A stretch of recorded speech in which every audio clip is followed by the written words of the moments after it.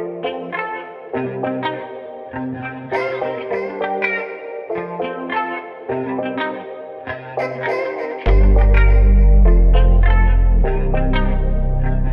everybody, and welcome back to my channel. If you're new here, I'm Alicia. If you're not, welcome back. Today I thought I'd give you some nonfiction recommendations for Nonfiction November. Go ahead and link down below the creator of Nonfiction November. I myself like to read at least one nonfiction book a month.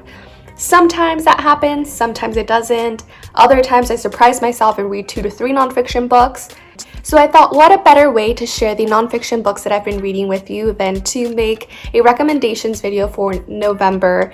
I'm going to divide this video into 3 separate parts. During the first part, I'll be talking about memoirs that I recommend. The second part will be general nonfiction books, and the third part will be books that I hope to get to in the month of November that are also nonfiction. So without any further ado, let's get right into it.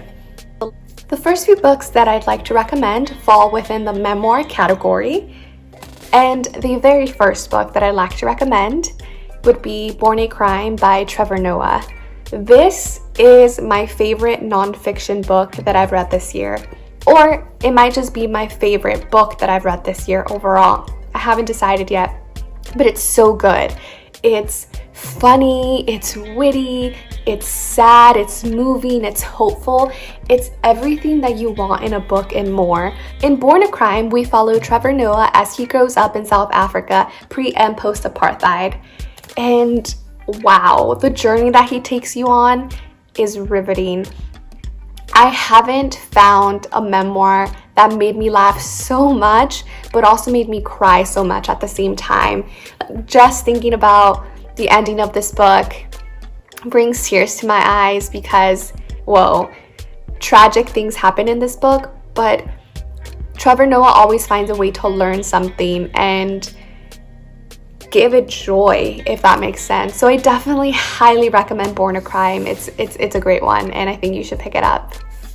The next book on my list is going to be Between the World and Me by Ta-Nehisi Coates. This is a letter written by Ta-Nehisi Coates to his son, and it's supposed to be the book equivalent that Black fathers have with their Black children, the talk that a lot of people talk about. In this book, Ta-Nehisi Coates attempts to answer questions like, what is it like being a Black American or growing up Black in America?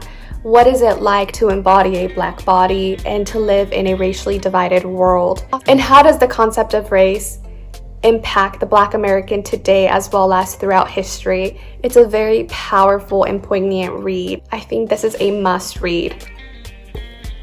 The next memoir that I'd like to recommend is Michelle Harper's A Beauty in Breaking. In A Beauty in Breaking, we follow Michelle Harper, who is an emergency room physician through her everyday life as an ER doctor.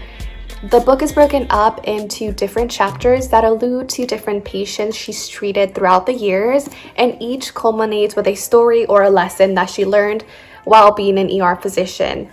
I found it really interesting to see and follow the day-to-day life of an ER doctor. Michelle Harper really does a great way of combining both the medical and the physical and the chaos of the ER, as well as with the little minutia that make being part of the ER boring, like the administrative tasks. She brings that all together into a very cohesive story.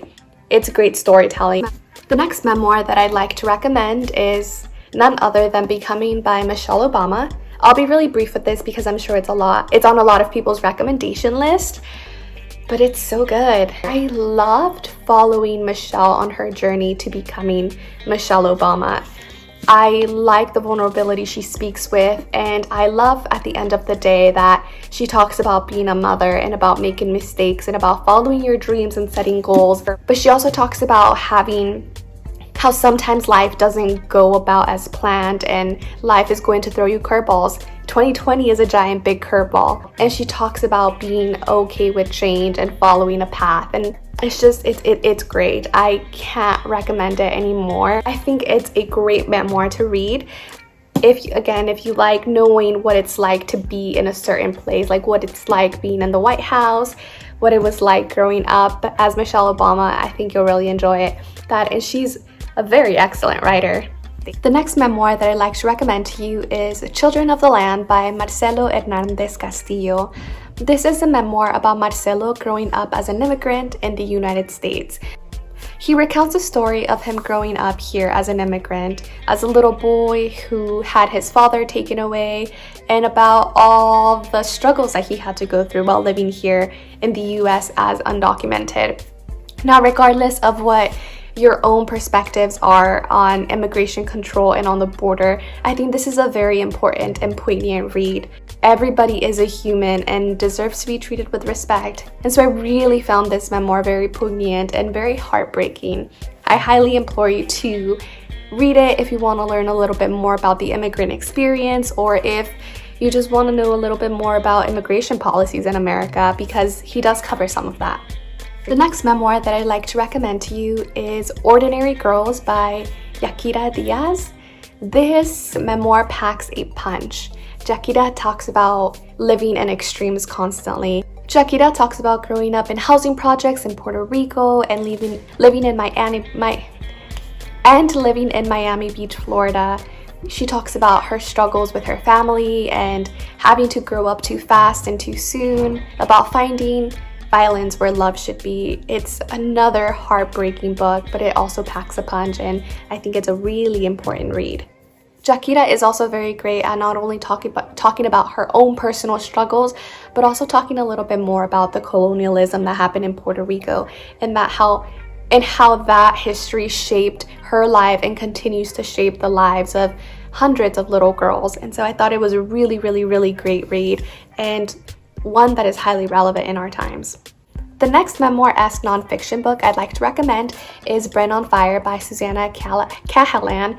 In this memoir, we follow Susanna as she tries to unravel what happened to her when she was misdiagnosed with a mood disorder, when she actually had a neurological immune disorder that caused her to have erratic behavior and kind of descend into madness.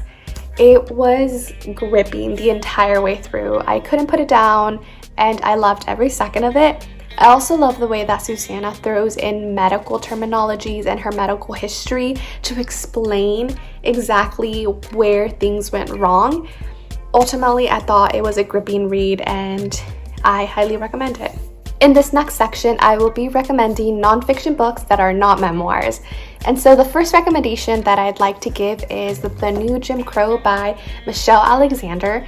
I myself am only about halfway through this book. It's one of those that I pick up a chapter and then pick up other books and then pick up another chapter. I'm just continually reading, but so far, this book is very illuminating, to say the least.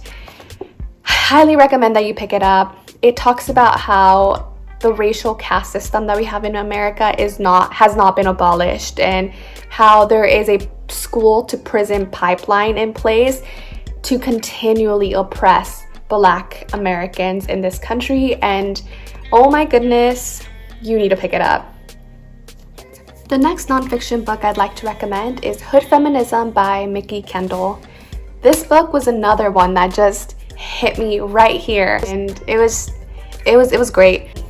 Mikki Kendall basically argues that the current feminist movement is centered around white women and used to hold and maintain privilege rather than addressing the basic needs of women and the basic needs of children. And she really argues that a feminist issue is everybody's issue. Without basic housing security and food security, and with food deserts, and without a social net that really helps people be on their feet, then no one is really better off.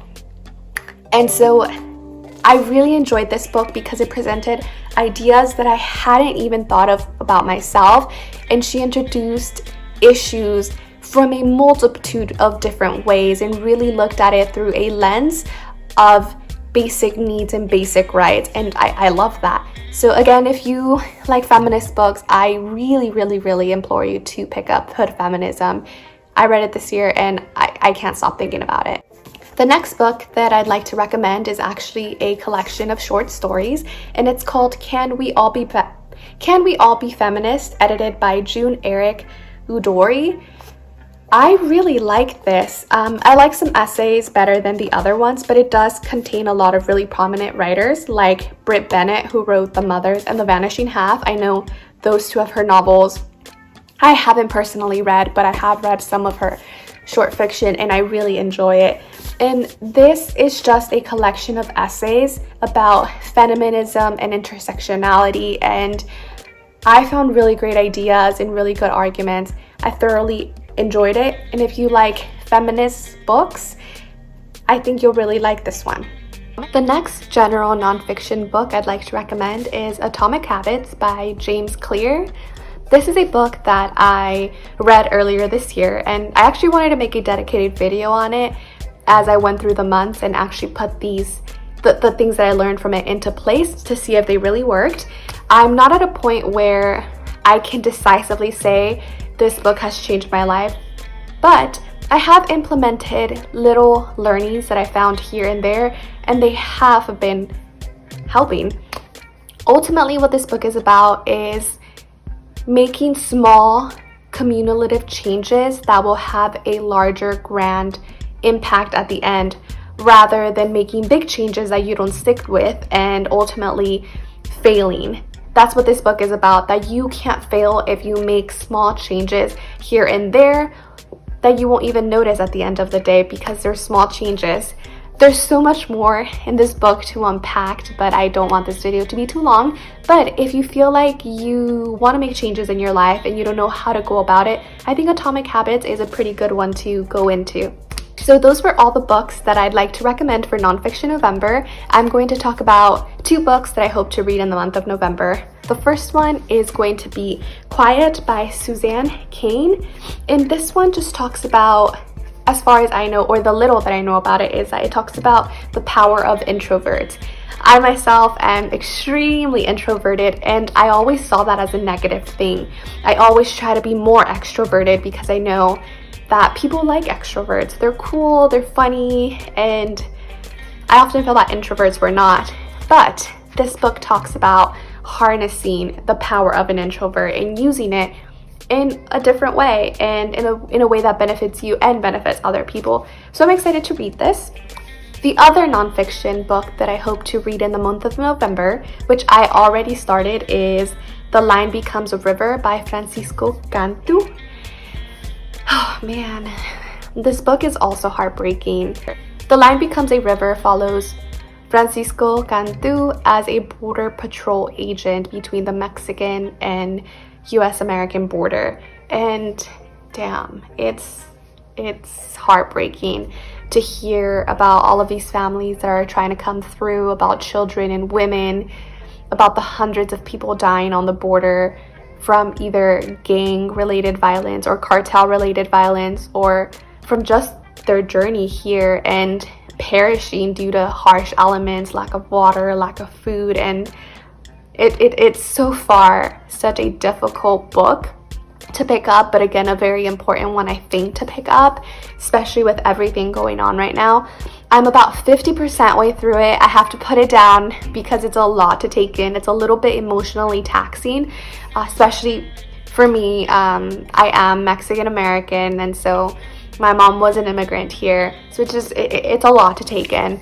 Well, that was it. Those are the 2 books, the 2 nonfiction books that I hope to read in the month of November, and a whole lot of nonfiction books for you possibly to pick up in November. Let me know down below if any of them sound interesting to you, or if you've read any of them.